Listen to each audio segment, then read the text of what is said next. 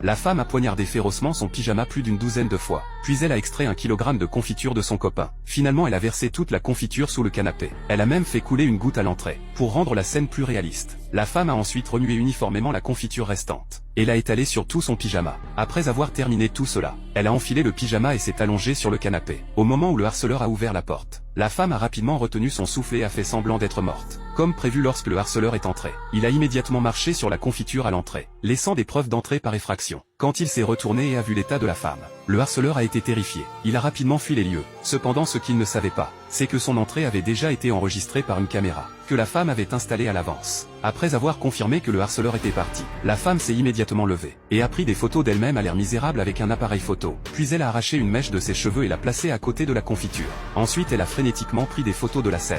Une fois qu'elle avait pris suffisamment de photos, elle a commencé à nettoyer la confiture sur le sol. Elle voulait simuler une scène où le harceleur s'introduisait et l'attaquait, et créer l'illusion que la scène de crime avait été nettoyée. Après avoir nettoyé la confiture, elle a délibérément fait couler un peu de confiture sous le canapé, laissant intentionnellement un petit indice pour la police. Puis la femme a quitté son domicile. Cependant le harceleur était également très malin. Pour se dédouaner de tout soupçon, il s'est déguisé en agent immobilier, et a amené un couple visiter la maison de la femme. Le harceleur croyait que tant que les clients entraient dans la maison en premier, ses soupçons seraient complètement éliminés. Cependant au moment où il a poussé la porte, il a été choqué de constater que la femme sur le canapé avait disparu.